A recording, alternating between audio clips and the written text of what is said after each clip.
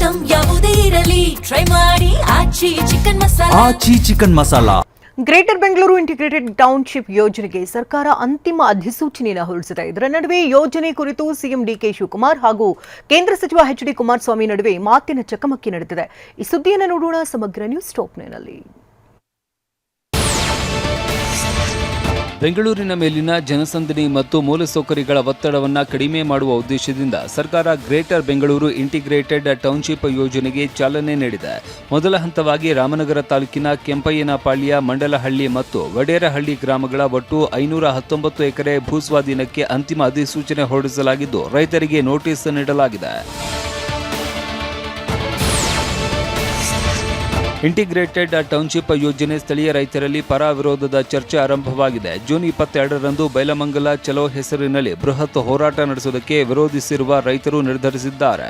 ನಿನ್ನೆ ರಾಮನಗರದ ಎಪಿಎಂಸಿ ಆವರಣದ ರೈತ ಭವನದಲ್ಲಿ ಸಭೆ ನಡೆಸಿದ್ರು. ಜೂನ್ 22ರಂದು ಬೃಹತ್ ಹೋರಾಟಕ್ಕೆ ರೈತರು ನಿರ್ಧರಿಸಿದ್ದಾರೆ. ಬೈಲಮಂಗಲ ಚಲೋಗೆ ಕರೆ ನೀಡಿದ್ದಾರೆ. ಯೋಜನೆಗೆ ಕೆಲವು ರೈತರು ವಿರೋಧ ಮಾಡ್ತಾ ಇದ್ರೆ ಮತ್ತೆ ಕೆಲ ರೈತರು ಯೋಜನೆ ಪರವಾಗಿ ಮಾತನಾಡಿದ್ದಾರೆ. ಕೊಳಚೆ ನೀರಲ್ಲಿ ವ್ಯವಸಾಯ ಮಾಡಲು ಆಗಲ್ಲ, ಯೋಜನೆಯಿಂದ ನಮ್ಮ ಮಕ್ಕಳಿಗೆ ಅನುಕೂಲ ಆಗಲಿದೆ ಅಂತಿದ್ದಾರೆ.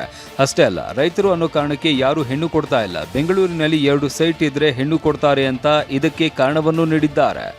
ಬೆಂಗಳೂರಿಗೆ 2 ಸೈಟ್ ಇದ್ರೆ ಹೆಣ್ಣು ಕೊಡ್ತಾವ್ರೆ. ನಾನು ರೈತನ ಮಗ ಅಂದ್ರೆ ಹೆಣ್ಣು ಕೊಡ್ತಾರಾ? 23 ಹಳ್ಳಿ ಇದೆ ನಮ್ಮ ಇದರಲ್ಲಿ. 23 ಹಳ್ಳಿಲಿ ಆಯಿತು, ಇನ್ಮೇಲೆ ಒಂದು ಸರತ್ ಮಾಡ್ಬಿಡೋಣ. 10 ಗುಂಟೆ ಇದ್ರು ಅವ್ನಿಗೆ ಹೆಣ್ಣು ಕೊಡಬೇಕು. ಎಷ್ಟು ಜನ ಇದ್ದಾರೆ ಸರ್ ಇವತ್ತು ಹೆಣ್ಣು ಕೊಡ್ತಾ ಇಲ್ಲ? ಬೆಂಗಳೂರಲ್ಲಿ ಸೈಟ್ ಐತೆ ಅಂತಂದರೆ ಹೆಣ್ಣು ಕೊಡ್ತಾವ್ರೆ. ನಮ್ಮದು ಅಭಿವೃದ್ಧಿ ಆಗೋದು ಬೇಡವಾ? ನಮ್ಮ ಜಮೀನು ಅಭಿವೃದ್ಧಿ ಆಗೋದು ಬೇಡವಾ? ರೈತನ ಮಕ್ಳು ಎಲ್ಲಿಗೆ ಹೋಗಬೇಕು? ಇವತ್ತು ಒಬ್ಬ ಕೆಲಸದಾಳು ಸಿಗ್ತಾ ಇಲ್ಲ ಇಲ್ಲಿ. ಈ ಯೋಜನೆಗೆ ಸಂಬಂಧಪಟ್ಟಂತೆ ರಾಜಕೀಯವಾಗಿಯೂ ತೀವ್ರ ಜಟಾಪಟಿ ನಡೀತಾ ಇದೆ. ಕೇಂದ್ರ ಸಚಿವ ಎಚ್.ಡಿ. ಕುಮಾರಸ್ವಾಮಿ ಇದನ್ನ ಲೂಟಿ ಯೋಜನೆ ಅಂತ ಟೀಕಿಸಿದ್ದಾರೆ. ಆದರೆ ಇದಕ್ಕೆ ಪ್ರತಿಕ್ರಿಯಿಸಿರುವ ಮುಖ್ಯಮಂತ್ರಿ ಡಿಕೆ ಶಿವಕುಮಾರ್, ಇದು ಕುಮಾರಸ್ವಾಮಿಯವರ ಮಾರ್ಗದರ್ಶನದಂತೆಯೇ ನಡೀತಾ ಇರುವ ಯೋಜನೆ ಮತ್ತು ಪ್ರಧಾನಿ ಮೋದಿಯವರು ಇದಕ್ಕೆ ಸಹಮತ ವ್ಯಕ್ತಪಡಿಸಿದ್ದಾರೆ ಅಂತ ಸಮರ್ಥಿಸಿಕೊಂಡಿದ್ದಾರೆ. ದಿವಸ ಇಲ್ಲೆಲ್ಲ ಹೋಗ್ತಿರಲ್ಲ, ನಿಮ್ಗೆ ಅಜ್ಜಯ್ಯ ಇನ್ನೂ ಕರುಣೆ ತೋರಿಸ್ತಿಲ್ವಾ ಯಾವ ರೀತಿ ಬದುಕಬೇಕು ಅಂತ ಹೇಳಿ?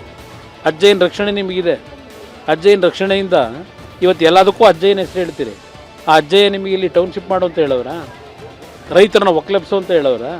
ನಿಮ್ಮ ಅಜ್ಜಯ್ಯನಿಗೆ ಒಂದ್ಸಲ ಕೇಳ್ಕೊಳ್ಳಿ. I wish them good luck. ಏನು ಕುಮಾರಸ್ವಾಮಿ ಮಾರ್ಗದರ್ಶನ ಕೊಟ್ಟರು ಆ ಮಾರ್ಗದರ್ಶನದಲ್ಲೇ ಟೌನ್ಶಿಪ್ ಆಗ್ತಾ ಇರೋದು. ನಿನ್ನೆ ಪ್ರೈಮ್ ಮಿನಿಸ್ಟರ್ ಭೇಟಿ ಮಾಡಿದ್ದೀನಿ. ಪ್ರೈಮ್ ಮಿನಿಸ್ಟರ್ ಹೇಳಿದ್ರು, ನಾನು 7-8 ಟೌನ್ಶಿಪ್ ಮಾಡಿದ್ದೆ, ಇದಕ್ಕೆ ನೀನು ಒಳ್ಳೆ ಕೆಲಸ ಮಾಡ್ತಾ ಇದೆಯಾ, ಬೆಂಗಳೂರಿಗೆ ಜಾಸ್ತಿ ಒತ್ತಡನ ಕಡಿಮೆ ಮಾಡಬೇಕು ಅಂತ ನನಗೆ ಕಿವಿ ಮಾತು ಹೇಳಿದ್ದಾರೆ. ಅವ್ರದ್ದು ಕೂಡ ನನ್ನ ಗಮನದಲ್ಲಿಟ್ಕೊಂಡು ನಾವು ಮಾಡ್ತಾ ಇದ್ದೀವಿ.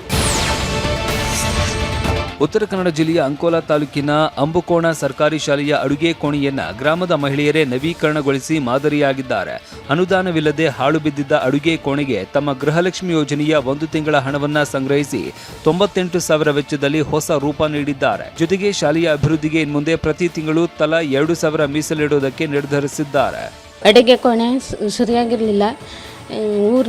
ಊರಿನ ಎಲ್ಲ ಮಹಿಳೆಯರು ಮತ್ತು ಎಲ್ಲ ನಾಗರಿಕರೆಲ್ಲ ಸೇರಿ ಗೃಹಲಕ್ಷ್ಮಿ ಹಣದಿಂದ ಬಂದ ಗೃಹಲಕ್ಷ್ಮಿ ಹಣವನ್ನು ಇದಕ್ಕೆ ಉಪಯೋಗಿಸಿ ಸರಿಯಾದ ಅಡುಗೆ ಕೋಣೆ ನಿರ್ಮಿಸಿದೆ.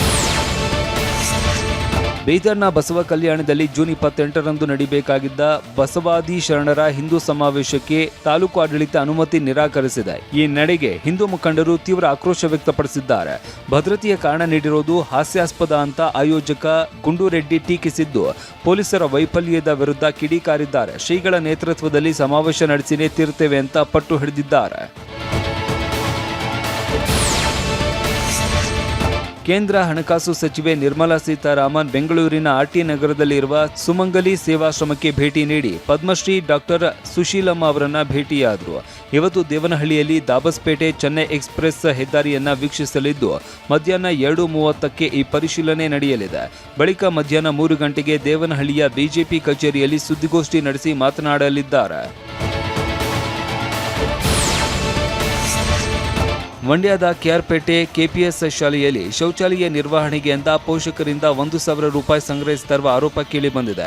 ಇದನ್ನು ವಿರೋಧಿಸಿ ಜಯ ಕರ್ನಾಟಕ ಸಂಘಟನೆ ಶಾಲೆಯ ಮುಂದೆ ಭಿಕ್ಷಾಟನೆ ನಡೆಸಿ ಪ್ರತಿಭಟಿಸಿತು. ಆದರೆ ಈ ನಡೆಯನ್ನ ತೀವ್ರವಾಗಿ ವಿರೋಧಿಸಿದ ಪೋಷಕರು ಶಾಲೆಗೆ ಕೆಟ್ಟ ಹೆಸರು ತರೋದಕ್ಕೆ ಮಾಡ್ತಾ ಇರುವ ನಾಟಕ ಇದು ಅಂತ ಕಿಡಿಕಾರಿದ್ದಾರೆ. ಈ ವೇಳೆ ಭಾರೀ ವಾಗ್ವಾದವೂ ನಡೆಯಿತು.